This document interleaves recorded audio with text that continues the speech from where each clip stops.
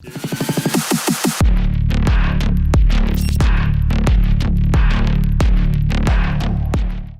Valorant fans, and welcome back to the Valorant Report. I'm IHOLDSHIFT, and after the closed alpha came to a conclusion yesterday, a lot of us had a number of questions regarding what the future of the competitive game will look like. Esports, ranked, unranked, what is it going to look like for skill-based matchmaking, things of the sort? Well, fortunately, DrLupo had a chance to sit down with two of the more leading devs for Riot to talk about these things. Now, again, I'm going to be showing a lot of clips as far as what that interview looked like, and if you want to see these specifically or at more great length, please make sure you go navigate over to DrLupo, whether it's the Twitch VOD or on his YouTube. I believe he's uploaded the majority of that interview between him and those devs. So all this content is from his channel. I don't take ownership of it whatsoever, but I did want to give a little bit of a look specifically as far as what will the competitive future of this game potentially look like.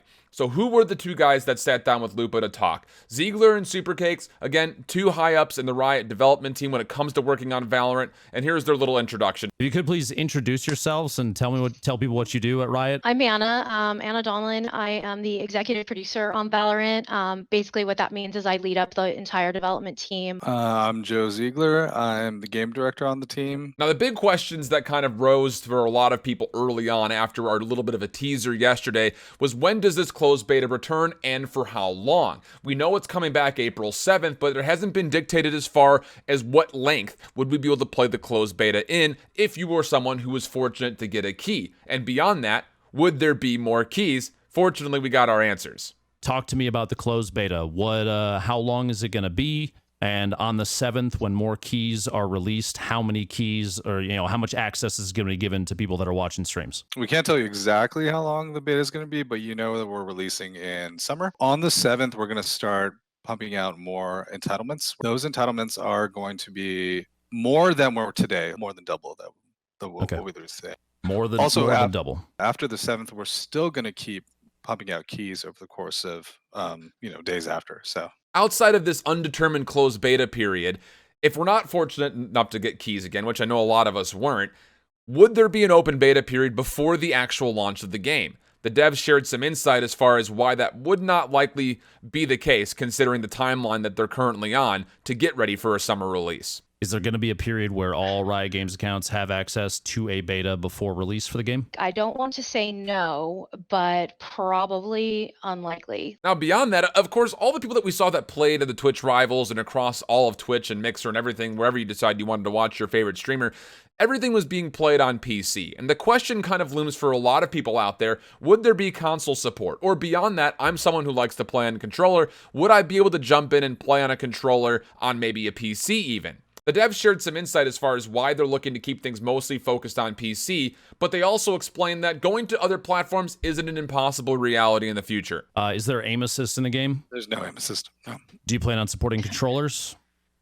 We will have some level of controller support, but it probably won't be what a lot of controller players are used to. We're not supporting things like aim assist for controllers. Is it coming to console? We are not going to say no to any expansions of this game. We are completely focused on PC right now. We've been focused on PC for a while. Like, our focus right now is literally just PC. With that all out of the way, the biggest thing that I think a lot of people have kept their eye on when it comes to the competitive integrity of Valorant is the network support and the integration of high tick rate servers. And again, for a lot of people out there that are trying to get competitive in first-person shooters, that is a big luxury that a lot of people don't end up ever finding in the games that they're playing.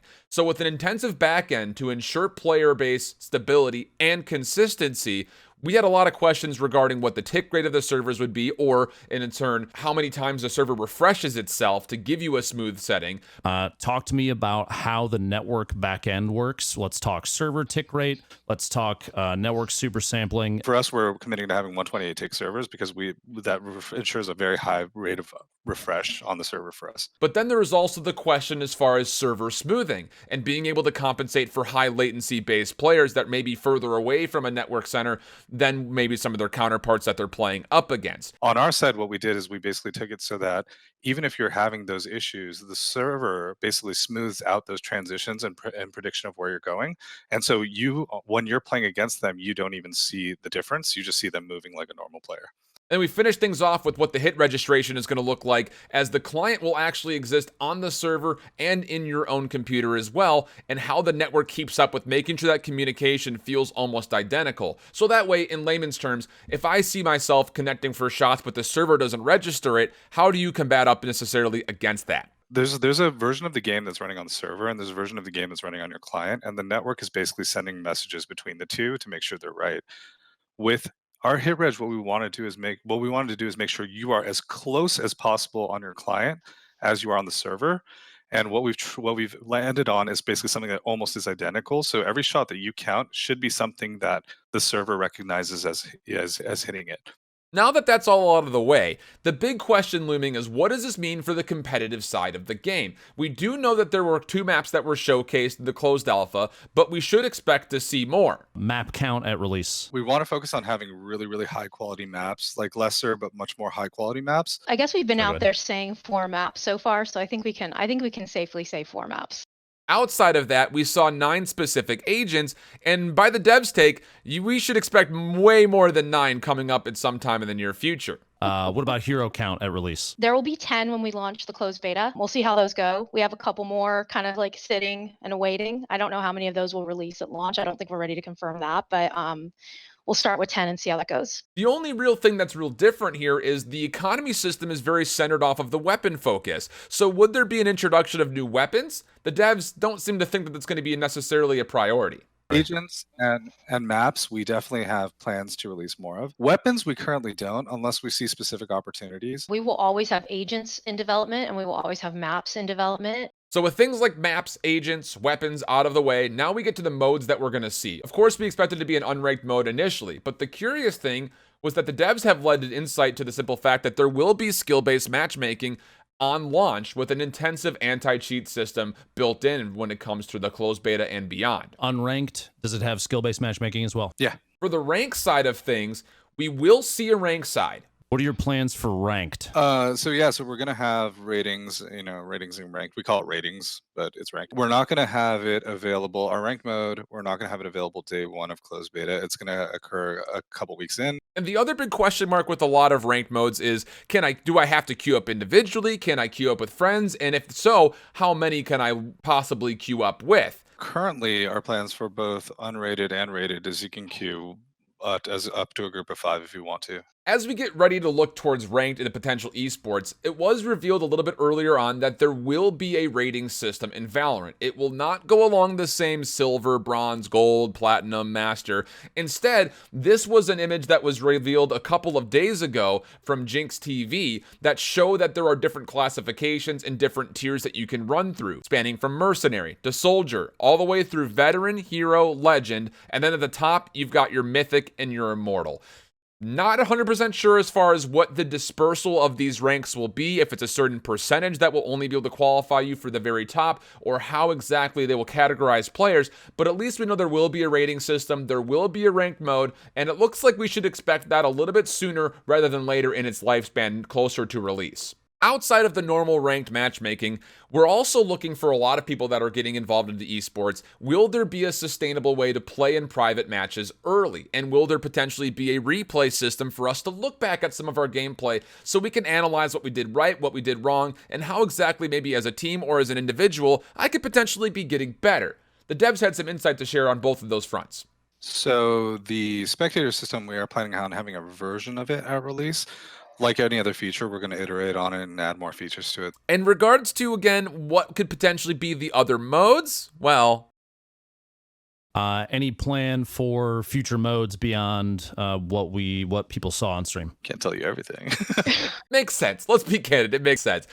It'd be interesting, I think, generally speaking, because we know about the whole search and destroy bomb-based mode. It's very identical to what Counter-Strike has to offer, as well as things like search and destroy in Call of Duty and a multitude of other free-to-play games that are out there right now. So would there be the potential of another mode added in and immediately becoming competitive?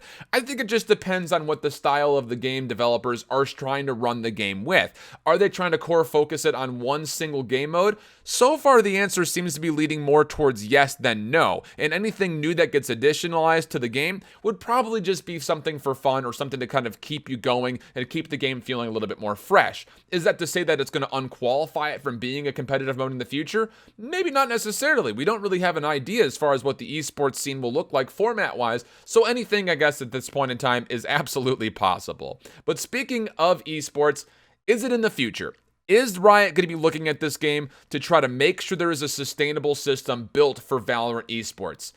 Happily, I think we can all lend on what the devs had to say regarding it. I mean, we should, right? We'll have some community tournament guidelines coming soon. Like, we're working on those first. Of course, it's something we want. Of course, it's something we should be looking at, investing in. We don't want to force it. I think forcing it would be a mistake. So I think we're all hoping it becomes an esport. I just think we're just trying not to be presumptuous and assuming that what we think the esport should be is what the players want it to be. So we need to learn more from our players as we prep to build an esport. The team that's working on that is doing a lot of research and working with a lot of people. see, the team that's working on that, like he said, like the team that's working, it's not like we're like, there's no one at Riot who's going, I don't know. Like, we Yeah. totally want this, right? But it needs to be genuine. It needs to be built with the community, and we need to know what that looks like. So that kind of pings an interesting question of, would this game that feels and looks a lot like Counter-Strike, just with abilities matched in, similar to maybe Apex Legends or Overwatch, or maybe even Lawbreakers if you played that, would this lead to potentially being a game that dethrones Counter-Strike? Will this be the new top FPS? The devs don't necessarily seem to be thinking so much about would that be the case, more than they are about trying to live in a synonymous world with something like Counter-Strike, considering so much inspiration for this game did derive from Counter-Strike to begin with. And let's be candid, Counter-Strike Go has been around now for almost 10 years, incredible to say the least. So would an established franchise like Counter-Strike feel threatened by a game like Valorant?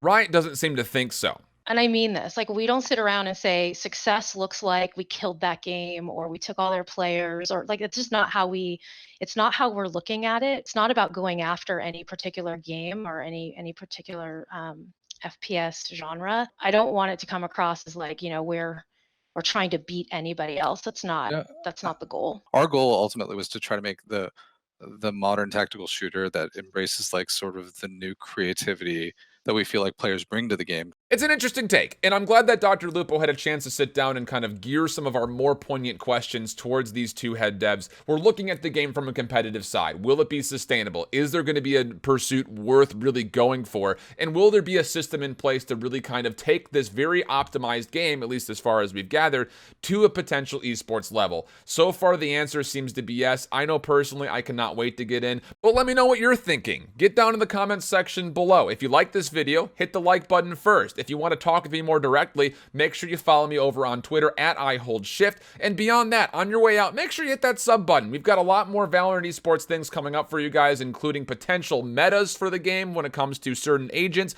and what weapon tier list might be good off the rip for you to get going on April 7th. Until the next video, hope you guys keep pulling it down. So long.